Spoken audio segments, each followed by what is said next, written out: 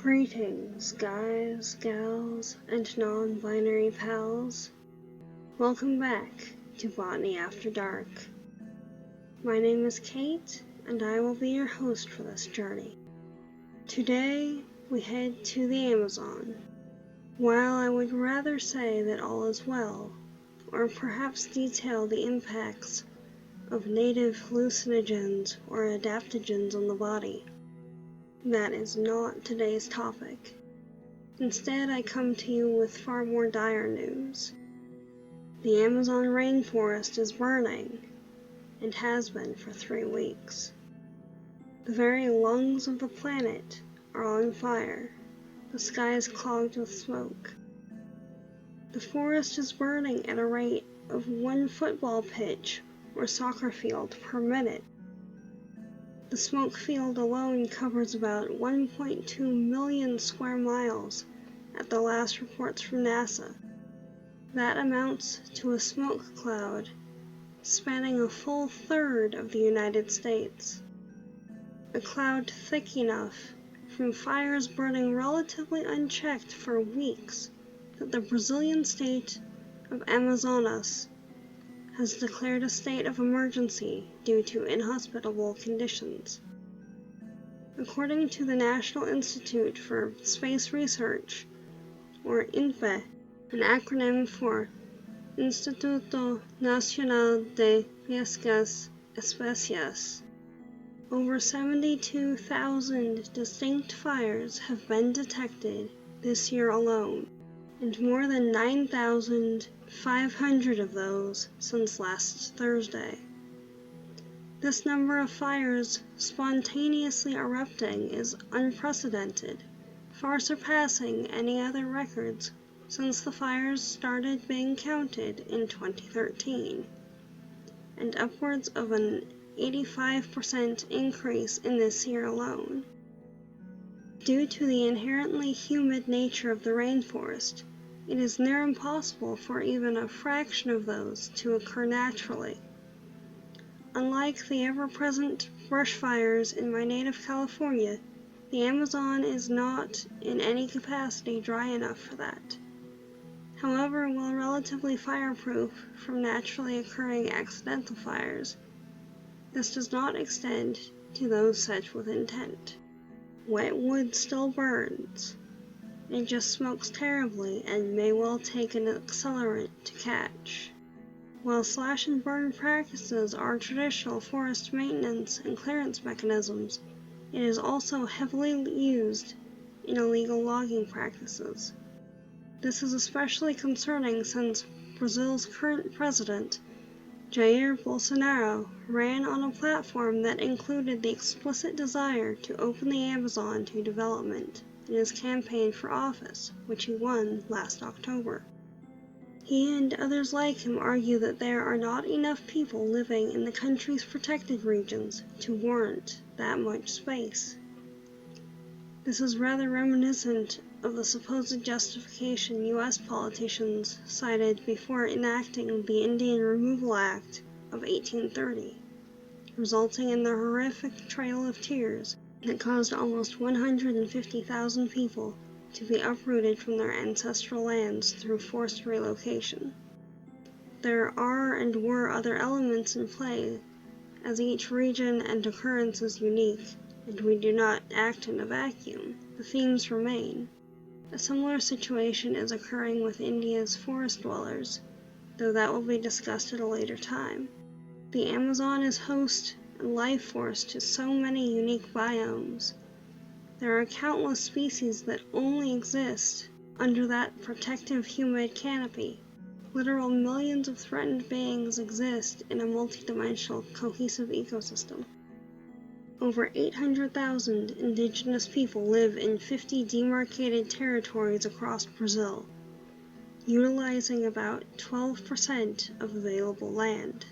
This accounts for anywhere from 400 to 500 often culturally and linguistically distinct tribes. Most of these communities are located in the Amazon forest, some being totally isolated. As previously stated, the Amazon is considered the Earth's lungs. Between the ancient tree's vast canopy and the vegetation sheltered beneath, this heavily forested region is responsible for producing 20% of all the planet's oxygen.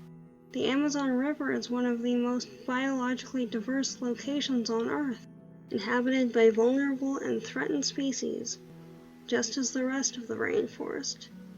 It snakes through 4,000 miles of vulnerable territory and is often used as a roadway between isolated tribes. For some of these communities, the river is the only accessible path.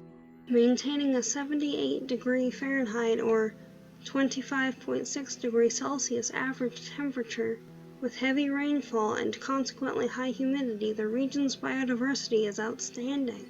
A 2005 study published in the journal Conservation Biology estimated that Brazil, which holds over half of the rainforest, has over 170,000 different species.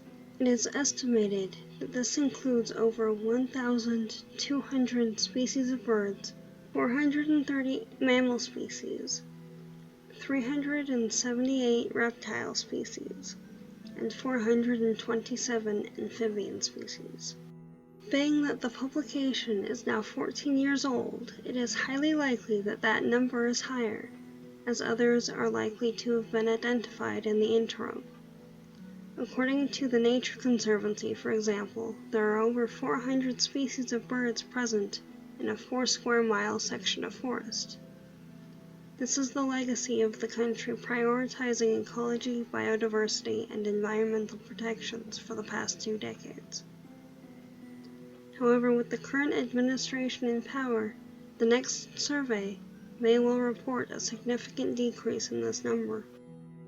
President Bolsonaro and his ilk are seeking to undo the protections put in place to protect this vulnerable space and its inhabitants, and has actually encouraged illegal logging and mining on multiple occasions. He has likened the indigenous communities living in these protected lands to animals in a zoo, there for observation but not deserving of personal autonomy or cultural consideration. Last month, Mera Wapi, a community leader of the Wapi, was found stabbed to death near the village of Mairi. The indigenous people of Mairi fled to the larger neighboring village of Amera at this time, where gunshots were heard several days later. While the Wapi maintain a highly traditional society, only allowing authorized outsiders in, they put out a call for official aid, asking for urgent police and army assistance. To quote The Guardian, illegal gold mining is at epidemic proportions in the Amazon, and the heavily polluting activities of the garimpeiros, as miners are called, devastate forests and poison rivers with mercury. About 50 garimpeiros were reported to have invaded the 600,000-hectare Waipi Indigenous Reserve in the state of Amapá. The garimpeiros invaded the indigenous village and are there until today. They are heavily armed, they have machine guns. That is why we are asking for help from the federal police, said Karenai Waipi, 26, a member of the tribe who lives in the nearest town of Pedra Branca do Amapari, 2 hours away and 180 kilometers from Amapá state capital, Macapá. If nothing is done, they will start to fight. Bolsonaro has compared the indigenous populations to prehistoric men and says that he is looking for the first world to explore these areas in partnership and add value. This is the reason given for having an economic relationship with the United States. From what we have already seen of the Trump administration's ecological policy, this could be more catastrophic than it already is. Even with evidence stacked against him, Bolsonaro claims that he and his administration have had no role in the increased fires or perpetuation of general destruction in the region. Instead, he claims that the fault lies squarely with the NGOs working to oppose him in an apparent effort to make him look bad. I will say that again. The current president of the region responsible for creating 20% of the world's oxygen and counteracting at least some extent greenhouse emissions, is both a climate change denier and blames those working to maintain threatened ecology and biodiversity, protect vulnerable populations, and stop abject environmental and humanitarian atrocities from occurring, for painting himself and his administration in a bad light. Be aware that while more needs to be done, there are also several petitions circulating regarding deforestation and environmental abuses to the Amazon, the most prominent of which I will link below. Something must be done. As it stands now, one of the planet's richest, most biodiverse locations is under attack yet again. Between the fires, mining, logging, and likely other less publicized occurrences, the situation is dire.